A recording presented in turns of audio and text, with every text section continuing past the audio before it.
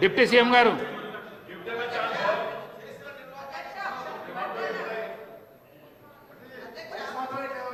Deputy CM గారు మాట్లాడినాక madam గారు మీకు ఇష్టం మీరు కూర్చోండి. అధ్యక్ష 1 minute మాట్లాడతా కూర్చోండి. ఓపిక లేకపోతే ఎట్లా అధ్యక్ష 2 గంటలు మీరు 2 గంటలు సభని 2 hours మీరు ఏం చెప్తారు వినుకుంటా ఈ రకంగా నిన్నట్టు చూస్తాను అధ్యక్ష. కావాలని లేకుండా కూర్చున్నారు. బుల్డోజ్ చేసి మీ ఇష్టం వచ్చినట్టు డిక్టేట్ చేస్తా అంటే అది కరెక్ట్ కాదు అధ్యక్ష. I'm appealing them please. నేను అప్పీల్ చేస్తాను, దయచేసి కూర్చోండి. నేను మాట్లాడిన తర్వాత కావాలంటే మళ్ళీ సబితా ఇంద్రారెడ్డి గారికో వారికో మైక్ ఇద్దరు గారు దయచేసి కూర్చోవాలండి అధ్యక్ష. Please I'm appealing them please దయచేసి కూర్చోండి. ఇక్కడ ఏం అన్యాయం లేదు, దయచేసి కూర్చోండి అధ్యక్ష. ప్లీజ్ నేను ఇస్తా సబితా ఇంద్రారెడ్డి గారికి ఇస్తా, నేను మైక్ ఇస్తా కూర్చోండి. నేను మైక్ ఇస్తా కూర్చోండి అధ్యక్ష. కూర్చోండి అధ్యక్ష. ఇది కరెక్ట్ సాంప్రదాయం కాదు అధ్యక్ష. ఏదో రకంగా తొండిగా సభని మా ఇష్టం వచ్చినట్టు మేము అల్లరి చేస్తామంటే ఇది కరెక్ట్ కాదు అధ్యక్ష. దయచేసి నేను విజ్ఞప్తి చేస్తా ఉన్నాను, పదే విజ్ఞప్తి చేస్తున్నాను. దయచేసి కూర్చోండి అధ్యక్ష. దయచేసి ప్లీజ్ వారిని ఒక్క నిమిషం అధ్యక్ష దయచేసి కూర్చోండి. నేను మాట్లాడిన తర్వాత మళ్ళీ వారికి మైక్ ఇద్దరు కానీ సార్ దయచేసి మీరు కూర్చోండి. నేను మాట్లాడిన తర్వాత సార్ ప్లీజ్ 2 నిమిషం 1 నిమిషం కూర్చోండి. దయచేసి కూర్చోండి దయచేసి కూర్చోండి అధ్యక్ష. ప్లీజ్ కూర్చోండి అధ్యక్ష. నేను సబితా ఇంద్రారెడ్డి గారు మాట్లాడింది చూశాను అధ్యక్ష. చాలా ఆవేదన భరితంగా బాధతో వారు సభలో మాట్లాడుతూ ఉంటే చూసి సరే వారి బాధ ఏంటో ఒకసారి నేను కూడా మాట్లాడదామని వచ్చాను అధ్యక్ష. కాంగ్రెస్ పార్టీలో 2004 కంటే ముందు వేరే పార్టీలో ఉన్నటువంటి సబితా ఇంద్రారెడ్డి గారిని కాంగ్రెస్ పార్టీలో చేర్చుకొని టిక్కెట్ ఇచ్చి వారిని 5 సంవత్సరాలు ఫుల్ ఫ్లెడ్జ్డ్గా మంత్రి చేసి 2009లో మళ్ళీ టికెట్ ఇచ్చి మళ్ళీ మంత్రి చేసి ఒక దశాబ్ద కాలం అధ్యక్ష అత్యంత ముఖ్యమైనటువంటి పోర్ట్ఫోలియోలు వారికి ఇచ్చి ఒక దశాబ్ద కాలం వారు మంత్రిగా కాంగ్రెస్ పార్టీ చేసింది అధ్యక్ష.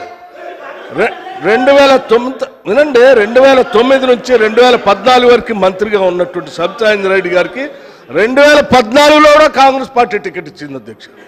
సరే దురదృష్టమో అదృష్టమో 2014లో కాంగ్రెస్ పార్టీ అధికారంలో రాలేదు, టీఆర్ఎస్ పార్టీ అధికారంలోకి వచ్చింది అధ్యక్ష. కాంగ్రెస్ పార్టీ బాగా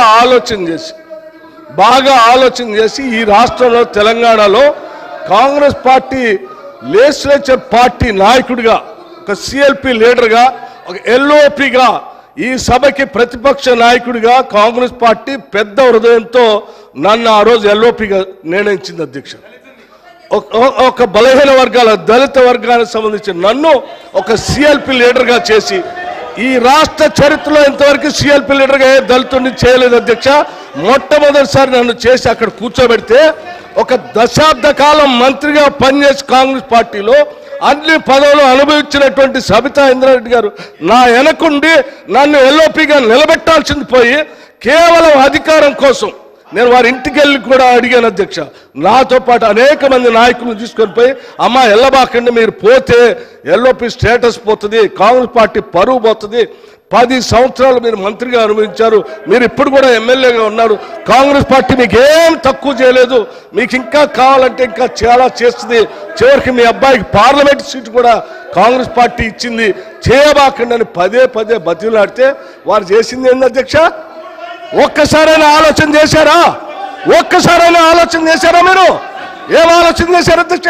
నీ అధికారం కోసం, మీ స్వార్థం కోసం కాంగ్రెస్ పార్టీ నిర్ణయం కాదని ఈ రాష్ట్ర చరిత్రలో ఎవరిని చేయలేకుండా నన్ను సిఎల్పి లీడర్గా చేస్తే అది లేకుండా చేయటం కోసం వదిలిపెట్టిపోయి టీఆర్ఎస్ పార్టీలో చేరినటువంటి వారు ఇవాళ బాధపడుతూ మాట్లాడుతున్న ఆవేదన చెందుతున్నా అంటే ఆవేదన చెందాల్సింది ఎవరు అధ్యక్ష? నేనా, కాంగ్రెస్ పార్టీ, లేకపోతే ఈ రాష్ట్రంలో ఉన్నటువంటి ప్రజాస్వామ్యవాదుల ఎవరు అధ్యక్ష బాధపడాల్సింది? వారా? ఇంకా ఏం ముఖం పెట్టుకొని ఈ సభానాయకుడిని రేవంత్ రెడ్డి గారిని ముఖ్యమంత్రి గారిని పట్టుకొని ఇంకా మాట్లాడుతున్నారు? దేనికి మాట్లాడుతున్నారు అధ్యక్ష? ఏం చేశారని, ఏం గొప్పలు సాధించారని, ఏం చేశారని? పార్టీలు మారి పరువు తీసి మొత్తం ప్రజాస్వామ్యాన్ని కూలి చేసింది కాకుండా ఇంకా మాట్లాడుతూ ఉన్నారు, ఆవేదన చెందుతున్నారు, బాధపడుతున్నారంటే బాధపడాల్సింది ఎవరు అధ్యక్ష? ఇది కాదు, బాధపడాల్సింది మీరు. ఏం మాట్లాడుతూ ఉన్నారు? ఇంకా ఏం కూర్చోండి,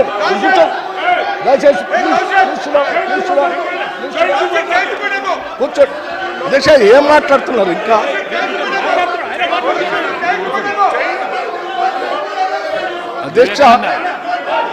వివేకానంద అధ్యక్ష